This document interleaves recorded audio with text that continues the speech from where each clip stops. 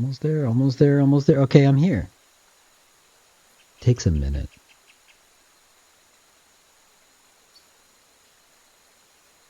Takes a minute to make sure that everything is working. And speaking of everything working, let's see if everything's working. We're in a jungle. We're going to make some games. Well, let's be more specific. I'm going to do another small thing. We're going to do another small thing. In the act of making a game, like the game you see down below, by the way, that game you see down below is called Small Towers. It is a game for chat, and you are welcome to play. We made that game in a few weeks. Wait, 6 weeks? 6 weeks. We've spent a lot of time since then testing and play testing and tuning the game and, touching up. But the relative work was mostly done in 6 weeks. And since then, it's been, chill.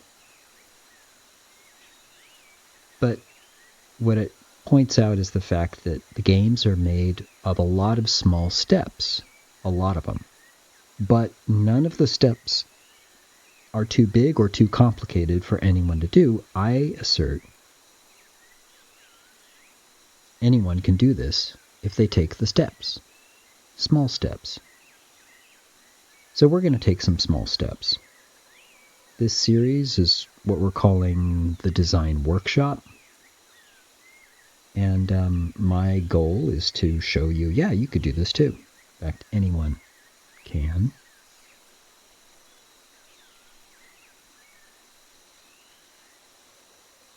So, yeah.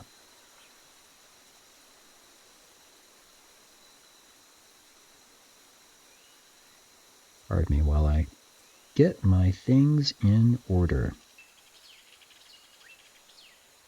What we're trying to do is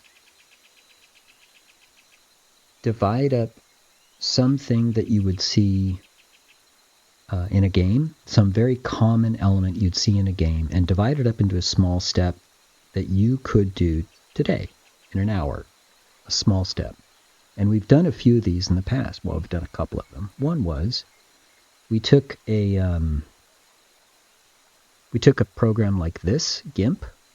The GIMP is a image program a lot like Photoshop. We made some pixel art on a square that was 64 pixels by 64 pixels.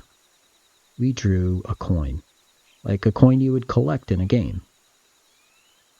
And the idea was, yeah, if you can kind of see how this would be a game thingy, with an outline. It's pixel art, so it had like the edges and everything, This is pixel art, this is how you make it, and blah, blah, blah. We did this before. It was a small step.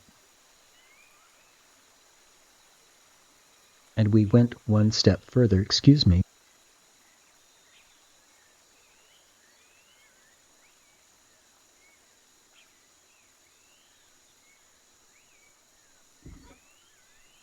Okay, excuse me.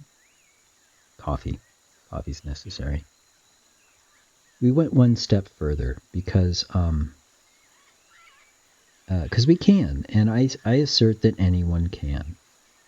This is not some ape in a jungle asserting that this stuff is too hard for you to do. It's crazy. No, it's the opposite. Anyone can do this. Let me show you. Okay, so we made a pixel art coin. We put it on an image that was 64 pixels by 64 pixels. This meant that the pixels were huge. And then we brought it into the game engine, which means it's now sitting on a square that is 3D in a game space. This space has got a grid on it and all this stuff, but mostly it's just that there is now this image sitting on a square. And, there are other parts to this 3D space. There's a virtual camera pointed at the square. Okay, so we did this. And then the next thing we did was we said, well, let's try and move this square. We learned things just like we learned with the pixel art and bringing it in. We learned that in 3D space for the game engine, this direction that we'd like to move the coin in, it's called a vector. It's also called that in just math, but and for our purposes, we learned that a vector 3 was a very particular thing in the game engine. It means that this vector has an x, y, and z component. In other words, just 3 numbers, but they're grouped together and called a vector 3. Now we learned this because it turns out this card is a game object, and it sits in space in x, y, and z. It had a number for those 3 axes, and then this arrow, we learned, represents a change in that position. In fact, that's what we defined the vector as, a change in position.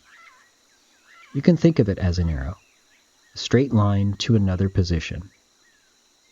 And that's all we did. We made it so that in the game engine, you basically hit play, hit the play button, and all it did was recognize that our coin should move there. A very small step, but along the way we learned that we could make a script, a C# script on this coin object is what handles that movement. So it was actually a very important step, even though it was small. It only moved this over when we hit play, but it's an important step because if we learn how to use C# scripts on game objects, literally we can do any game rules we want. We did effectively make a game rule. We said if play is pressed, then we'll move the coin. Right? This was a rule we made, and then the script we made follows the rule. It implements the rule. It makes the rule happen. Yeah. Okay. Those sound like small steps, but I can see how, you might say, I can see how pixel art is common in games. Okay. So I could make pixel art too. Okay. I could bring it into a game engine. Okay. And by the way, both GIMP and Unity are free. There's nothing stopping you. If you're watching this, it's good and likely if you're watching on anything more than a phone, you have all that you need to do exactly what we're doing. So if you followed the last couple of design workshops, we're now at Design Workshop 3, and we talked about if we move this coin, that's one thing, and repositioning things in the game engine is very common. True. But it's also common to say, well, I have this pixel art or this other game object or something, and it needs to reposition, but maybe I want it to actually move over time. So there's that arrow again, because we are going to talk about change in position. The difference is now we're talking about changing the position a little bit, and then a little bit more, and a little bit more in the same direction over time. So we are adding one new thing, time. And it is another small step. It is now adding move animation to our skills that we're learning to do ourselves. If we add these up, so far you've learned to do some pixel art. You've learned to follow a pipeline and bring that art into the game engine. You've learned to add a script that can run a game rule. You've learned to move game objects or reposition them. And today we're talking about actual move animation, meaning not just reposition once, but take into account the fact that the game engine also deals with time, not just space. And so we'll deal with time. This is the one new thing we're going to do today. I will remind you, if I haven't already said it too many times, there's more than one way to do a thing. In a lot of game design problems and tasks to do, there's more than one way to do it, which is good news if you're having problems doing it one way. But it also, in this case of today, I have to decide which way should we do today. The way we're going to move this coin is going to be exactly what we did before. We're just going to focus on adding the element of time. And along the way, we're going to lean on the things that we've learned so far, the vector 3 numbers, the fact that the vector is repositioning, and we're going to use the C# script, okay? The new rule, though, is going to be changed. If instead of play being pressed and you move the coin once, that was the rule before, now we're going to say move the coin over, let's say, 3 seconds. In other words, let's do the same move, but let's just have it move slowly over time. Now, is this a, game yet? No. Is it complicated yet? No. And that's the key. I don't want to do anything complicated. Perhaps you don't want to do anything complicated. It's not the point to do complex things yet. In fact, when I made this game down below, Small Towers, I was not setting out to do a bunch of complicated things. I was setting out to break the game down into small pieces and do simple things. Spending time on each one at a time, over time, 6 weeks, allowed me to get what you see done. And that's what we're aiming to do. So let's briefly lay out what we're going to do today. We have a card in this game engine. We're going to look at that in a minute. This card has pixel art on it, so we'll see a coin that we made a while back. Okay? This pixel art is sitting on a flat card, though. This flat card is a game object, and it is sitting in an X, Y, and Z position. Cool. Right now, we hit play, and it immediately moves over to a new position. And that's fine, except what we would like to do now is, first of all, hold off on getting there, right? Not do what it's currently doing, but change the rule. And the second thing is we actually want to change its position again and again and again, right? Over time, right? We want it to get there.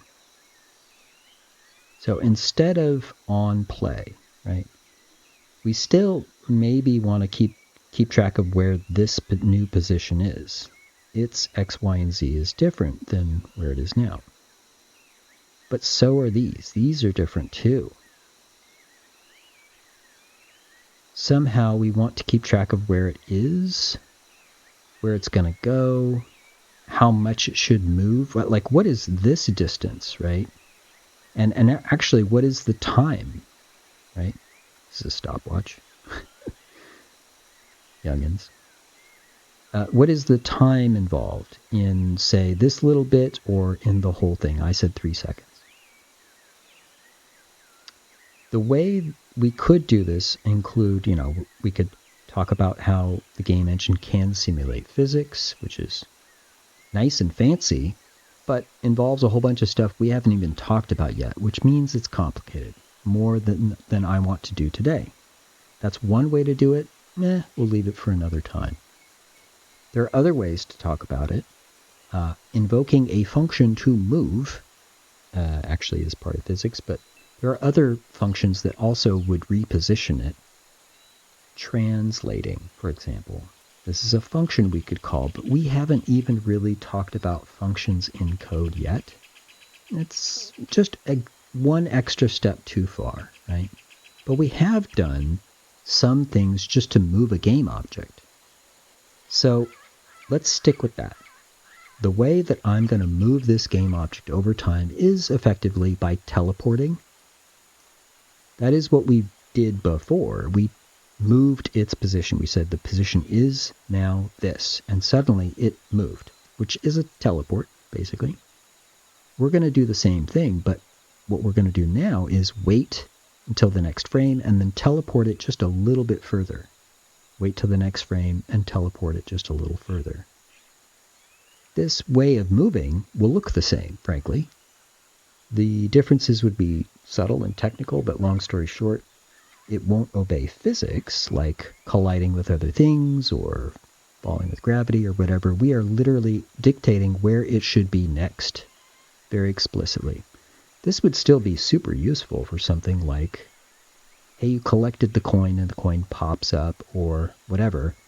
That has nothing to do with physics. It's just, it needs to move. Okay? It's cinematics, UI. There's plenty of reasons to think about things that in a game should move, even though it's not normal physics.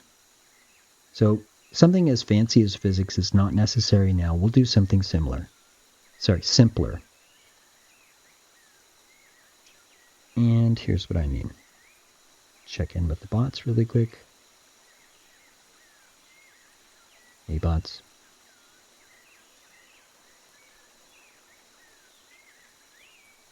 Take a sip of coffee really quick.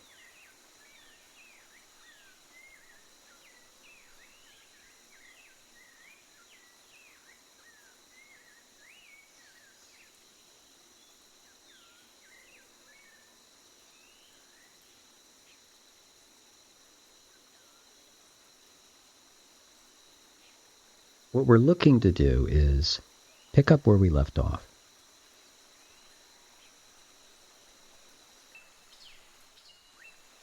Last time we were here, we looked at the 3D space again. This window I can expand or maximize, and it shows you a virtual camera in this 3D space. And you see there's our pixel art on a flat card. It looks like a coin that's kind of on its edge, but it's really just pixel art. It's an image on an invisible square. There it is. Likewise, the rest of the space we've been playing with, we could hit F for focus on this one game object. We could zoom in and out with our wheel mouse button. We can also click another object and focus on that. We can also hold down Alt and drag around with the left mouse button to orbit the scene. So if I, line it up again, we can orbit around our coin. Okay. This is the virtual scene camera. It's not the camera in the scene, which is actually this object. And this object is the camera that we see here in the game view. In other words, this is what the player will see. This camera's looking head on this card, and so it looks exactly like the pixel art we drew.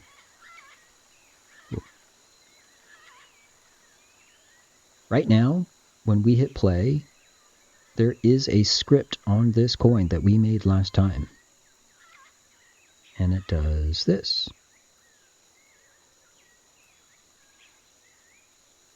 Nothing. Bro, what happened? Coin.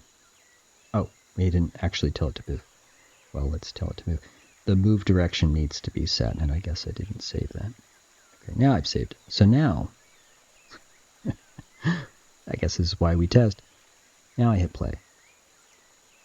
And it moved over. So we hit play, and as soon as the engine was running, the script on this coin said, okay, I'm supposed to reposition this game object over here according to whatever amount was here. this move direction is the amount to move over. It's the same as adding 1 here. That's what we did last time. A. We did a lot so far. Okay. So it's nice. We can see it move over, but a very common thing, and that's what we like to focus on these series, a very common thing in games is to watch it move over time. Can we do that? Yes, we can. We defined the rule, first of all. We redefined it because the rule used to be when I hit play, move the coin, which it does. We follow the rule. It's great. And we hit stop and it goes back. Well, now we've changed the rule and we want it to be move to in this direction to that point, but take your time. This is different. In fact, we might say, I want you to keep moving over time. Okay. We would define the rule the way we want it to be. I'm going to say, let's start by just moving it in this direction, this move direction. Let's keep it as an arrow, right? It's pointing to the right. It's like basically this red arrow right here. That's the direction it should go, which is what a vector is. And let's just have it move that direction forever. I'm going to say let's start with that because it's actually a little easier. I'll show you. And bring the avatar back. So if you recall, what we could do is double click on the script that we made. How do we make this script? We like right clicked and said create a C# script, which sounds technical, but you know, go watch that one. It turns out it's not. It's just text. But if you recall, we double click on this in order to bring up the fancy text editor that we use to write code. In this case, this is all we did. We added this line of code that made it move. And we used this to create that property on our script that was called move direction. This creates the property that we see right here, move direction. That's what that is. So we'll keep that. We might add one more property here because I can think about one thing new that we would want our script to remember. Right now our script is remembering this is where I want to go so that I move when I hit play. It needed, what was implied in our rule is that we need to remember where we're moving to. Again, I can see a new thing that we might want to remember, and that is, well, how fast do you want to go in that direction, right? Right now, it's moving that amount all at once. It's doing it immediately, and it's doing it once. That's a lot of movement, and maybe we just want to slow it down to begin with, but regardless, there's a speed. There's an amount of movement to do. Let's look at it in the engine. This is what we did before. When we were thinking about making this move, we actually played with it in the engine first. And in this case, this is what I want the thing to do. So I'm just manually moving it, right? That's what I want it to do. Just go on forever. So I'll hit Control Z. So if I look at these numbers while I'm doing that, you can see, you know, it's just going positive in X, and it's just getting bigger and bigger. Right? There's no other numbers that are changing, and frankly, that's exactly what this vector 3, this move direction, is dictating. Don't do anything in Y, don't do anything in Z. Just add more positive numbers in X. 1, right? 100% move 1. 100% in X, move, but then 0% in Y and 0% in Z. So don't change those at all. Just change X. That's what this is, right? So if that's what I want my script to do, I often do it manually in the engine first to get a sense for what it needs to do. Again, we defined the rule, we came in the engine, played with it to really get a sense of what our script wants to do. It's change this, which is something we've done before. What's different is, well, moving it a little bit, and then moving it a little bit more, and then moving it a little bit more. In fact, how fast is a question about time. Speed is a question about time and distance, right? If I say, I would like you to move over to here in 1 second, well, that's a speed because it not just includes the over here position and distance, but it also talks about the amount of time, 1 second.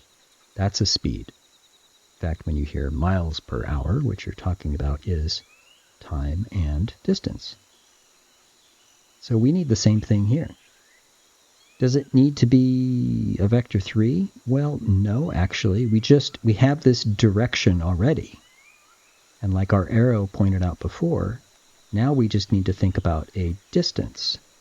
How much, right? If we saw that x value changing, that was just one number. In fact, it was a number that could be a decimal point number, less than 1, like 0.2 or something. And the fact that it could be something other than a whole number means that there is a type of number we should focus on to think about speed. So I'm going to add to this the x value in this case, but it's going to be that kind of number that can be less than 1 and a decimal number. If I do type the same keyword public, what I'm saying is please make sure that this next property is actually visible in the engine like move direction was. It'll look like a property. Funny enough, Visual Studio is already guessing what I'm trying to do next. The word float is that type of number. It is literally already guessing that what I'm trying to do is come up with speed. And float is a name referring to a type of number that can be a decimal number less than 1. It's also thought of as a percentage. It's a really good way to represent, everything from 0% to 10%, that would be 0.1, to 100%, that would be 1, and beyond, 7.3 is also a float. You could also have negative numbers like negative 20.2. These would all be floats. The reason I say that is because a whole number is great for certain things, like how many goblins are you going to attack? How many torches do you have left? Right? But a float is good for things like how much health do you have, right? What percentage of health? Well, that's a great case for wanting a float type number. We'll talk about other types later, but this is a good one for now. And it just so happens Visual Studio is already anticipating that we're talking about speed. I like the name Move Speed. Actually, that's kind of a nice. It's exactly what we want. It is describing what this value actually means. It's a number, but the number could mean anything. The name helps us understand, oh, we're talking about speed. This is literally going to be distance over time. Right? In the case of miles per hour, it's distance over time as well, right?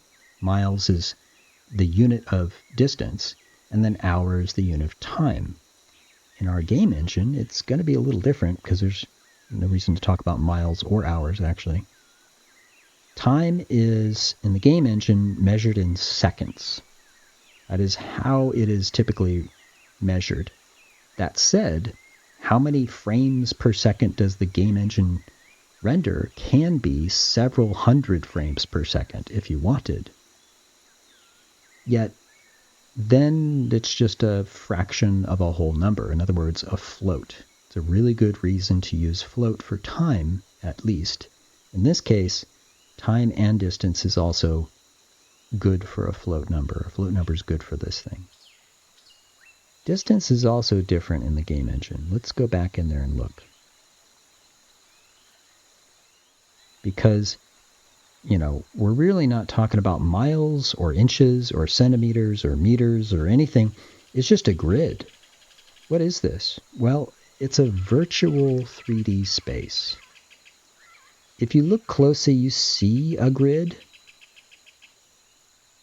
There is a grid on the floor here. Each one of these is what would be called a Unity unit. In Unreal, you'd have Unreal units. Frankly, they're a little different, but the point is they are even, they are regular. That's all we need to really move around in the space. And in fact, when we repositioned this coin, we were describing Unity units. We moved it over in 1 unit. So when we hit play, it moved over 1 unit. And you can see the grid right there. That's exactly where it moved. So, that's nice.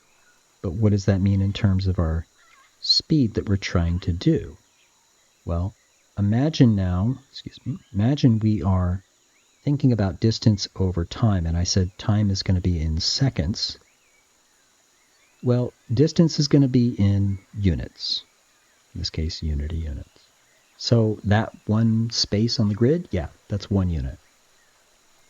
Okay. At least then, if with a visual aid like this grid, I can say, okay, so what we're really saying is, once we have this thing moving, the speed might be like 1 unit per second, like 1/1000, something like that, 1/1000. Yeah. So if it keeps going, it would be like 1/1000, 2/1000, 3/1000. Like this speed, yeah, that might be a pretty good speed to at least see it move, right? All we're trying to do is get it to move. The fact that it could be a speed we could adjust would be great. Well, turns out we've already done that. Remember when we said public float move speed? Well, that made this new property on our script right here. Right now it's a speed of 0, which is not great. But yeah, we could adjust this, just like we could adjust this. Right? I can make this coin move in the other direction. I say -1, hit play. It'll move the other direction. We're configuring this tool that we made. Isn't that nice? So I can change it. Because it's public, it's a property, just like any other property, and we can change it. So, yeah, maybe we just want to make it move at 1 unit per second. That's what this move speed could now represent. Distance over time. In other words, 1 unit per second. All right. So it's going to move 1 unit per second. Cool. But is it moving yet? No, it's not. It's doing what the old rule told it to do, which is move over when we hit play. So let's change that. The old rule was move the coin once. Now the new rule is move the coin over time. Okay, that's the new rule. This is how fast, this is the direction. I think that's all the information we need to move it over time. It's sometimes difficult to know what are the things that my script needs to remember, which is going to translate to these variables, these tunable numbers in this case, that we can show as a property on our script is what we're doing. Sometimes it's hard to know what our script needs to remember to do things, but it comes with time, and we're just going to practice. Today's small thing is have it move over time, and so we're going to change this because this was great for the very first frame, do this, and then after that, the script does nothing. This start function is a function. Functions do stuff. If I perform a function in real life, I am doing a thing. And if I'm asked to do that function again, perform that function again, I will do it again. This is why these are called functions, because they are made to follow instructions and do a thing. If our scripts do two things, they remember stuff like variables, and they do stuff like functions. This function start is executed, it is invoked, it is run, it is called when we hit play, and it is called once. That's why this happens. That's why we put this code here.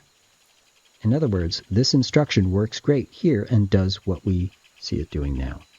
Could we change this or change where this is to make it now move over time? And yeah, that's exactly what this function is for.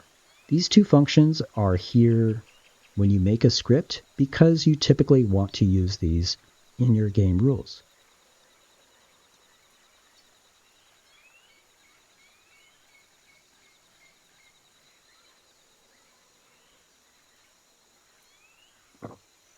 Excuse me.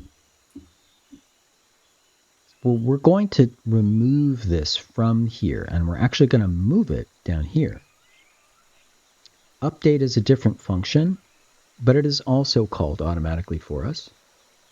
Instead of being called once, and that's it, it's done, which is what this is doing, update is called every single time a new frame is rendered. And you might ask, well, how many frames is that? And it's like forever, as long as the engine is running. I hit play and it begins to run. It first does this, and then it starts doing this over and over and over and over and over. Every single frame. How many frames is that? Well, if you're familiar with playing a game and adjusting your frame rate, those frames per second, that's the number of frames done every second. This may remind you of the time involved in the speed we just did, because that is also a rate. It's a rate of frames, frame rate. And this is a rate of distance. How fast do you move? It's a speed, right? Well, update can be called once per frame. This can be called once. So if I just do this, move this, I'm going to cut, and I'm going to paste. In fact, I'll adjust our comments and put them there too. I just moved it from the curly brackets here in the start function, which are only there to say this is the start and the end of all the instructions that should be done when start is called. Here is the start and end, the two curly brackets paired together. The bots are having fun. This is the start and the end of this function update. And this is the same, right? It's just that when this is called at the beginning, before any of these are called, and then this start function is done. It is never called again. It's only called once. This is called once, and then again, every single frame. So these same instructions are going to be run every single frame. Let me first show you this difference, because I just moved this from here to here. What's the difference, right? Let's look at that. Here we are. We saw this before. We'll look at it from this point of view again. Okay. Let's hit play. And let's look at what happened. Well, looks like the coin disappeared. What happened? If you look closely, there was a frame in which this coin was there. What's happening? Oh, wait a minute. Every single frame, I'm seeing this number change. Like, is this coin actually moving somewhere? Let's hit pause, this button right here. So the game engine is paused. It's still technically running, but it's suspended for a moment. Can we, I don't know, select this coin and hit F? Yes, we can. Hey, there it is. That's interesting. Let's orbit around and see where the camera is. Oh, we can't see the camera. How about the light? Nope, can't see that. Where are we? If I highlight the camera right now and kind of orbit around a little bit, it is so far in the distance, the gizmo's not even showing right now. That's hilarious. And the directional light as well. They are at, if I look at the numbers here, the position is 0, right? I could put the coin back at 0, and it's absolutely gone. I can see it here in the camera view, and I can focus on it again. Again, I'm paused right now, so it is stopped right now. There's the light. There's the camera. Okay. Let's just angle it like this. Keep an eye on this coin, and I'll unpause it. Boom.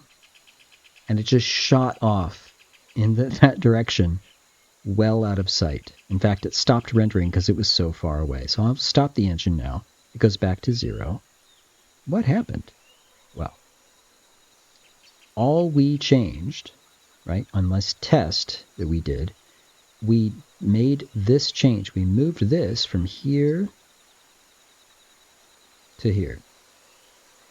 So that's the difference between putting instructions here in the start function, in between these curly brackets, and putting instructions here in between these curly brackets. These two functions and the empty space in between the curly brackets are typically set here for you when you make a script, because you're likely to want to use them. One, to do something at the beginning when you hit play in your game, and another one to do every single frame. In fact, update is really good to use if you want to do something with time. And we're going to do something with time right now. Because this was cool. Technically speaking, we're kind of done. This does move the coin over time. It happens to move it really, really, really fast. That's not ideal, but technically speaking, we are moving the coin over time. Are we done? Well, let's go a little further than this. Because maybe we at least want to slow it down. Can we slow it down? How do we slow it down? How do we get this to change position, but just less of this move direction? Can we change this to be less? Should we change the direction numbers? For example, well, we could. If it was, for example, not 100, but say 0.0100, and hit play again. There we can see it moving. You see it? I'm going to hit stop and play again. Watch the coin. Now it's actually moving. I can see it moving as opposed to just disappearing because it moved so much so fast. We could do this, right? This move direction is basically saying reposition the coin from where it is to this direction. Given that it's such a small number, it just moves a little bit. It's adding 0.1, right? And then it adds another 0.1, and then another 0.1, and another 0.1. You see, like, the amount that it's moving is actually pretty small. And that kind of indicates how many frames are being rendered every single second. Oof, wow, that's why it was moving so fast when this was a 1.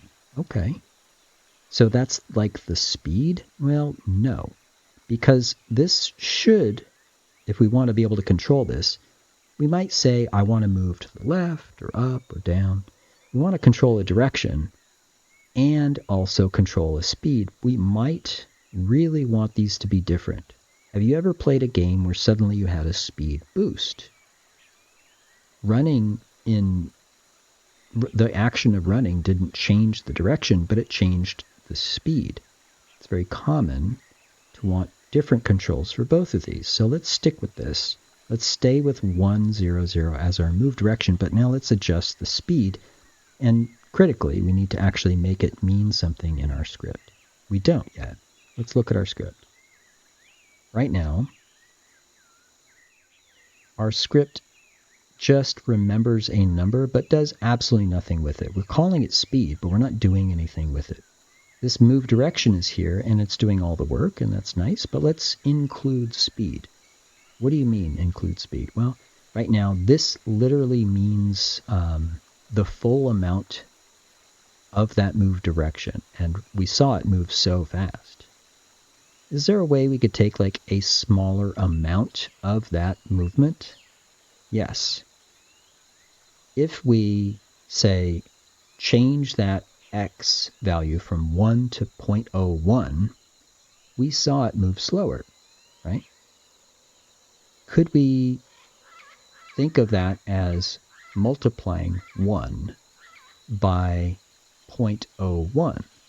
Because that is the same thing. If you multiply 1 times 0.01, you will get 0.01 as a result. And that is kind of the same idea that we want to try here. Can I multiply this move direction times some number, like 0.01? In this case, I'm going to have to just point out that because I'm using a float number, this f, meaning float, and it could be a capital F or a lowercase f, is necessary. It's odd, I'll grant you that, but let's move on from that just so we can see the results. Because what I'm saying is there is a way to multiply, and I'm going to use a star to multiply. That's also odd. If you were thinking it was going to be x, it is not. It is a star. Why? Because sometimes we actually want to use the letter x. So a star is a handy way to multiply. But I'm going to multiply this whole direction times a single number. Does that work? Well, actually, this is so common that yes, it is designed to now multiply this 0.1 times all three numbers in our vector 3. The x is multiplied times 0.01, the y is multiplied times 0.01, and the z is multiplied times 0.01. So yeah, it's okay. What does this look like? If we multiply 0.01 times our normal move direction and have that used to reposition our game object every single frame, what does that look like? Again, our coin is set to be moving 1, 0, 0. That's the direction. And the move speed isn't being used at all. But let's look at what this looks like. Hey, there's that movement thing again. That looks exactly the same as when we changed this move direction to 0.0100. That's correct. In fact, that's accurate because that's exactly what this multiply does to that direction. Okay. So we could slow this down. Cool. Are we done? Yes, except for the fact that we're not even using this. And I say you should be able to adjust the speed. Can't we just replace this name that represents a number with this? Yes, we could, actually. That's a good insight. Glad you thought of it. You're doing good work. If I take the name, this means go look at whatever value we have in that property. It might be 1. It might be 0.01. Let's go look at it. But I can multiply those as well. The first time I just typed in 0.01 and put an F on it, but that is also a float number, just like this is. So what happens when I hit play now? Well, it uses speed, and this thing is flying off into space like it did the first time. It's really fast. All right, well, what if I turn this now to 0.01? Now what does that do? Now we're using a property, like a variable. And now we can slow it down. Could I slow it down more? Could I say 0.001? Yes, you can. And now look what happens. When I hit play, this moves a lot slower. Check it out. Hold on. Could I change this while it's running? You certainly can. In fact, I'll go negative and have it go plus and minus.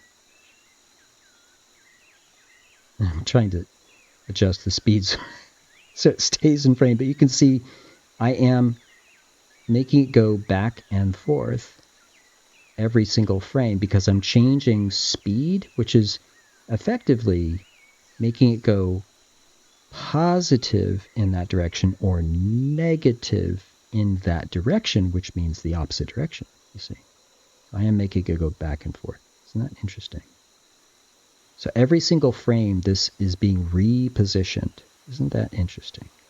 And I'm just changing that value. Well, we don't expect our players to come in and play with this value. What's going on? What are we doing? Well, let's try this again.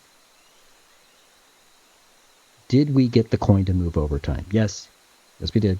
Are we done? Well, I'm pushing you a little bit each time to learn new things, like what a float type of number is. It's this decimal number here.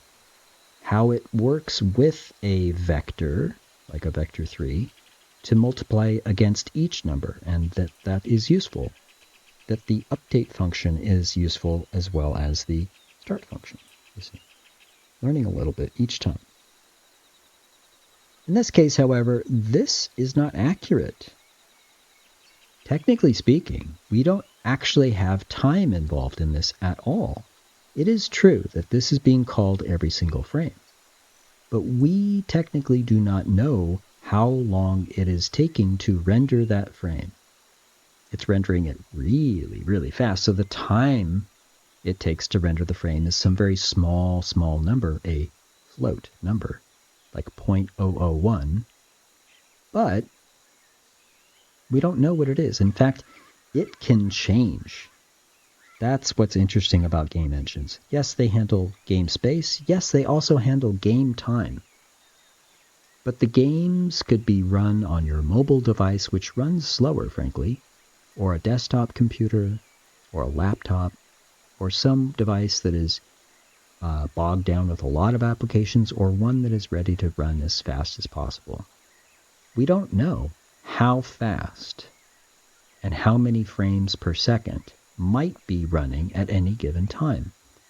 That would be a major problem if you always said, please move this amount per frame, as opposed to saying, please move that amount over time. Strictly speaking, how much time has passed in this frame would be very, very helpful right now. How much time has passed since the last frame was rendered till right now? If I get an accurate number, I can then just use this. I'll actually multiply that amount of time by this speed. Because if I wanted it to be 1 unit of distance per 1 second, and then regardless of how many seconds, a fraction of a second, it took to render the frame, I could just multiply this speed times that small number, and that's how much I should move. That's how much should be here instead. This is not accurate yet. It's not actually speed yet, but it can be. What we're missing is this implied amount of time that has been spent since the last frame was rendered. It just so happens this is so common that game engines give you this pretty easily. Let's go get it. We need to know the amount of time since the last frame was rendered. This is going to be a very small number, and I don't need to make it a separate variable, but I just want to show you can make variables here inside the function as well. It is the same kind of number like what we have for speed. It is a decimal number, so it can be very small. A float, yes. And in this case, I'm going to ask for the frame. I'm going to call it frame time. In other words, how much time did it take to render the last frame? I'm going to use that. I need to know what it is. I know it's going to be a small number, so I'm going to use a float. And it's interesting how Visual Studio kind of knows where I'm going with this, but I am going to let this equal to something. And I need to go find that something. The amount of time since the last frame was rendered. I just told you it was a very common thing to ask, especially here in the update function. This update function is called every frame, and very often I need to know, hey, how long did it take to render the last frame? I'm going to use that small number for something during this frame. That is very common, just like what we want to do with our coin. This capital T time is our key to grabbing a whole bunch of stuff about time in the game engine. Very specifically, this is game time, although we also have access to actual real time. If you've ever played a game where there was bullet time or frozen time, you understand that there is actually a difference between real time and game time. And yes, we have control over all of this. When we have a handle on this, we get good at it. We become the masters of game, space, and game time. It's true. This period, or this dot I'm about to put right here, is a way to access interesting things inside this very powerful capital T time thing that I just called up as a class. In this case, I'm looking for something that is specifically the small amount of time, a float value, just like the one I defined here, a float value that is the interval in seconds from the last frame to the current one. Hey, it's this one. Yes, it is. I happen to know this, that's why I'm going straight there. There's lots of other things we could access, but this is the one I want. This is going to give me a float, good, and it's going to be a very small number every single frame. Importantly, it's going to be an extremely accurate count of real time since the last frame was rendered. Again, a very small number. Tiny. How tiny? Well, it's going to be like 0.001 or even less. Right? Imagine 100 frames a second, 200 frames a second. It's going to be a pretty small number. Cool. Did we need to store this as a variable? No, I just told you we don't, but I'm doing it to show that we can use this like a box that we called frame time. That's a box that's shaped to hold a type of number that can be a float number, a decimal point number, a very small number. Different boxes or variables can hold different things, like these three numbers, a vector 3. This float number is likewise able to hold a decimal number. This is a way to store it and use it for other things. In this case, I'm going to use it right here. Because, like I said, I could multiply that small number times our speed and get a good result. Literally, multiplying and then multiplying again is able to be done in any order. This is just math. I have the ability, though, to say, yeah, you could multiply the direction and multiply move speed and multiply this new frame time that we made. I literally made it when I said, make sure it is this type of number, and I'm going to give it a name. And it's created. In fact, I said, go ahead and fill that box with this small number here. Technically speaking, I could just copy this and put it here instead, and it would be the same thing. There's no reason to make it a separate variable. I'll prove that in a second. But this is what I'm asserting, that this is a small number, that this actually changes the size of this speed. This speed number was 1, but it's meant to mean 1 per second. So given that this is now a small fraction of a second, this should reduce this. And that's great because we call this function a lot of times per second. It's going to be very accurate. It's going to very accurately say that our coin should move in this direction at a speed of 1 unit per second. So I'll change this back to 1, and let's look at this again. It's now very slowly moving across. Remember before when this was 1 and it just shot off into space? It's because it was literally adding 1 every single frame. And because there were lots of frames every second, it just moved really fast. Now, regardless of which machine it is run on, regardless of what other things are going on, regardless of any other thing that might speed up or slow down the frame rate, our code now says just measure how long it took to render that frame and do the simple math, multiply, to make sure that that amount of time times the speed is how much we move in that direction.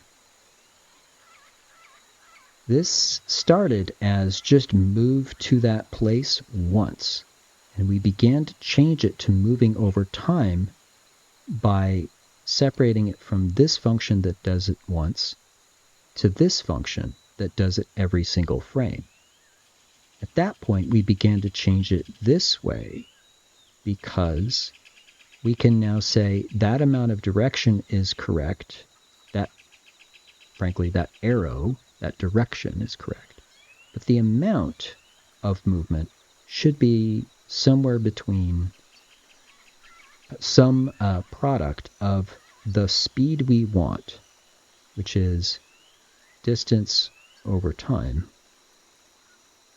and then we can multiply that times some amount of time. We had to include some time to make this work. And I guess just to sort of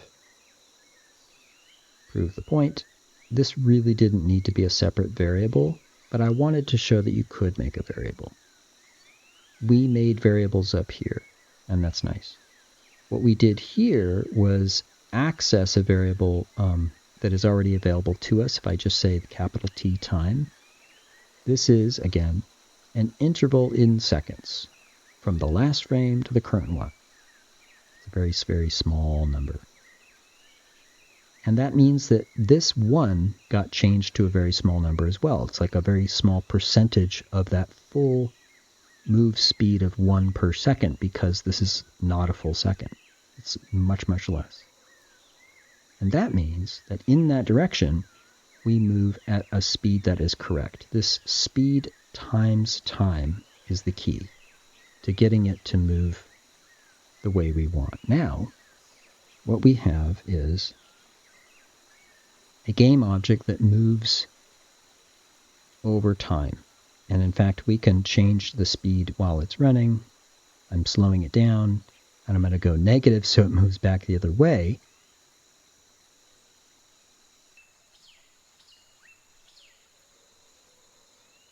And 3, 2, there it is. So it's moving back the other way. And I can make it move faster or slower, move back the other way. So again, the engine's just running. In other words, a running engine is actually talking about time. It's actually talking about that tick, tick, tick, which is not seconds, but actually frames. We're tapping into each frame render to adjust the position of our game object over time. We're just moving it a little bit, but for example, we're able to make a property called speed, and then we made it mean units of distance per second. We made it mean that way because of the little bit of math we did. We said that number, 1, or whatever we want, because we can adjust it anytime we want, that number is going to be multiplied by a small number. The speed means distance over time, or distance divided by time.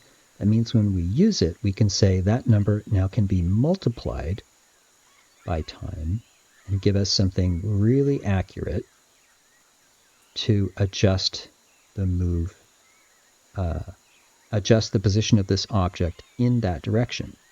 We did this before, and it moved it instantly, which is sometimes what you need to do.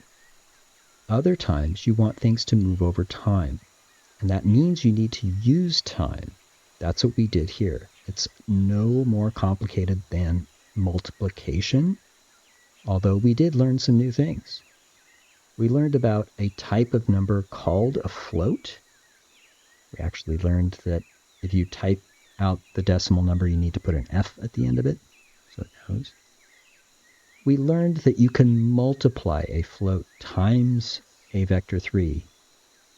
In fact, vector 3 numbers, x, y, and z, are made up of 3 float numbers. X and y and z are all decimal numbers that can be very small. They're all floats, which makes it easy to multiply each by that speed. That's what we do here. Further, we learned that time is something so common that we can get access to it as we need it pretty easily. This capital T time, we're going to learn about what these are later, but we're really just asking for something by name in the same way that we ask for using this move direction by name, the same way that we make it with a name. We're going to find that making these things and suddenly they exist is something we do all the time. Move coin existed after we named it. Move direction, move speed, these things were created by us and suddenly they exist. So much so that when I ask for a new variable, or I start to type something in Visual Studio and I say MOV, there it is. There's our things that we made. And it's like Visual Studio is treating them like really official things simply because we named them. And that's true. That's exactly what it's designed to do. These do exist. They are real. They are very official. And you can use them. So, cool. We wanted to make our coin move over time. In fact, the way that we made our script means that we can change the direction that this moves really easily. Let's make it move up. There it goes up. Let's make it move down.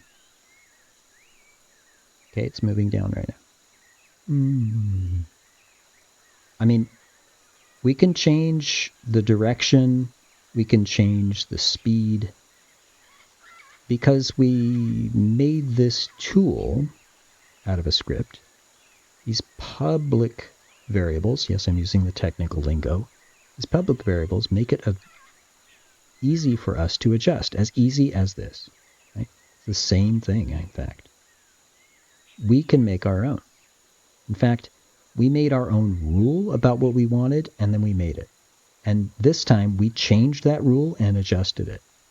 And this is a small step. This is the kind of stuff we should be doing. A small step of a thing, a very common thing to do, doing it in the game engine, doing it with game art, game code, making game rules come to life, making the game come to life.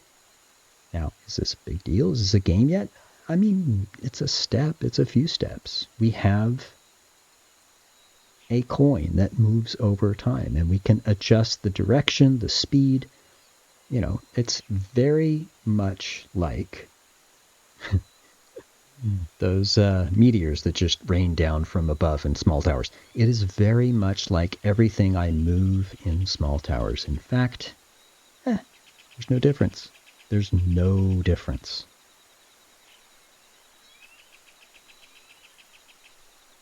What we did today is something small. We had some pixel art, and we brought it into the engine. We did that once. And then we did another small step. We made that game object show that artwork and then move when we hit play. And then we did one small step today. We said, well, sure, we're moving, but let's move it over time. Give it some move animation. These are super common. You're seeing it right in the game Small Towers below right now. Hey bots, what's going on? I'm a nerd. I'm going to ask for the stats. I am a nerd. What are you going to do about it? Hey, they're doing upgrades. They're making towers. They got wizards. All right. In fact, the wizard's doing a spell right now. Fantastic. Tree shield. Good job. Good job, bots. So we're in this jungle, and we make games as much as we play games. We've been playing Mirror's Edge. We're going to go back to that. But we're also using these other channel categories, like just chatting, and turning it into design chat. We're making this software and game development channel and this category and making it into the design workshop. Today, we did another small thing in the workshop and got our pixel art object to move over time.